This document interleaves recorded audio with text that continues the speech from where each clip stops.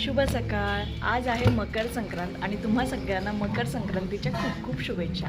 मकर संक्रांतीबरोबरच आज आहे एकादशीसुद्धा, म्हणजे आज सगळ्यांचाच उपवास असतो आणि आज आमच्या घरात होणार आहे एकदम स्पेशल अशी ट्रीट, म्हणजेच काय तर माझ्या सासूबाईंच्या हातच्या सिग्नेचर रेसिपी आहे त्यांची साबुदाणा वडा, म्हणजे यात बटाटा अजिबात नसणार आहे।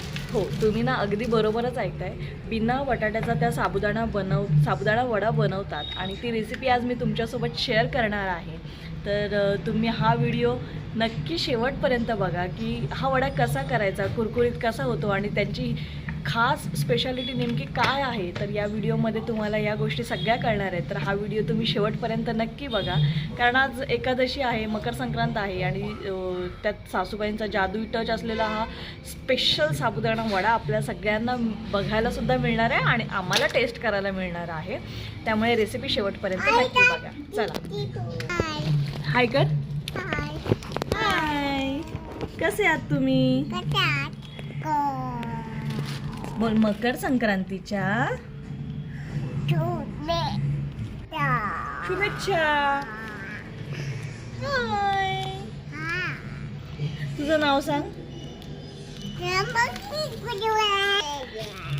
हाय, चला आता परिचित्राची मस्ती चालूच आहे, आपण रेसिपीकडे बघूया। चला, सासूबाईंनी इथे तयारीला सुरुवात केली आहे। त्या सगळी तयारी मला करून देत आहेत आणि आज त्या मला शिकवणार आहेत। हा साबुदाणासुद्धा त्यांनी भिजवलेला आहे, छान असा मोकळा फटफटीत, अजिबात न चिटकणारा आणि एक एक दाणा वेगळा होणारा असा साबुदाणा त्या भिजवतात नेहमी।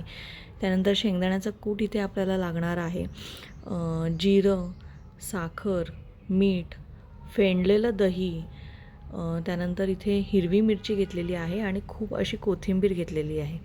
साबुदाण्याचं कौतुक करावं तितकं कमीच आहे, इतका सुंदर आणि मोकळा साबुदाणा भिजवतात त्या। असा साबुदाणा असेल तर वडे खूपच सुंदर होतात। चला, सर्वप्रथम आपण एक भांडं घेऊया आणि त्यामध्ये साबुदाणा घेऊया, त्यामध्ये जिरं, साखर आणि मीठ, तर हे तुमच्या चवीनुसार तुम्ही घ्या आणि हे छान असं एकजीव करून आपल्याला घ्यायचं आहे। त्यानंतर आपण यामध्ये हिरवी मिरची आणि कोथिंबीर घालणार आहोत। आता हिरवी मिरचीसुद्धा तुम्हाला जेवढी तिखट लागेल त्या हिशोबाने तुम्ही घ्या आणि हे सुद्धा सगळं मिक्स करून घ्यायचं आहे। फेंडलेलं दही, आता प्रत्येक दाण्याला दही लागेल असं छान मिक्स करून घ्यायचं आहे। त्यानंतर शेंगदाण्याचं कूट आपल्याला ॲड करायचं आहे यामध्ये। आता जसं आपल्याला वडा बाइंडिंग होत राहील त्या हिशोबाने आपल्याला शेंगदाण्याचा कूट हा ॲड करायचा आहे। चवीनुसार साखरसुद्धा घालायची आहे। आता आणि हे सगळं मिश्रण छान मिक्स करून घ्यायचं आहे आणि 15 मिनिटांसाठी रेस्टला ठेवायचं आहे। 15 मिनिटांनंतर बघा असा हा वडा आपला तयार होतो। बघा किती छान बटाट्याशिवाय असा वडा तयार झालेला आहे आणि काहीच प्रॉब्लेम येत नाही, बाइंडिंगसुद्धा मस्त येते। अशाच पद्धतीने मी हे सगळे वडे इथे तयार करून घेतलेले आहेत, तुम्ही व्हिडिओमध्ये तर बघूच शकता। एक साईडला तेल गरम करत ठेवलेलं आहे, मंद आचेवर नेहमी तेल गरम करायचं आहे, नाहीतर काय होईल की आपलं बाहेरून वडा लवकर काळा होईल आणि आतून शिजणार नाही। त्यामुळे मंद आचेवर तेल गरम केले की छान असे ब्राउनिश कलरमध्ये, म्हणजे सोनेरी कलरमध्ये हे वडे तयार होतात। व्हिडिओमध्ये तुम्ही बघू शकता अशा कलरमध्ये वडे आपल्याला तळून घ्यायचे आहेत।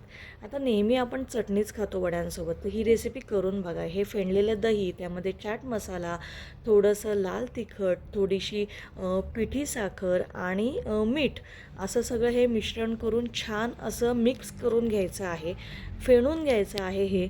आणि हे चवीला इतकं सुंदर लागतं ना की हे तुम्ही साबुदाणा वड्यासोबत तर खूप छान लागतं, पण इतर कोणतेही तळलेले पदार्थ असतात त्यांच्यासोबत अतिशय छान लागतात।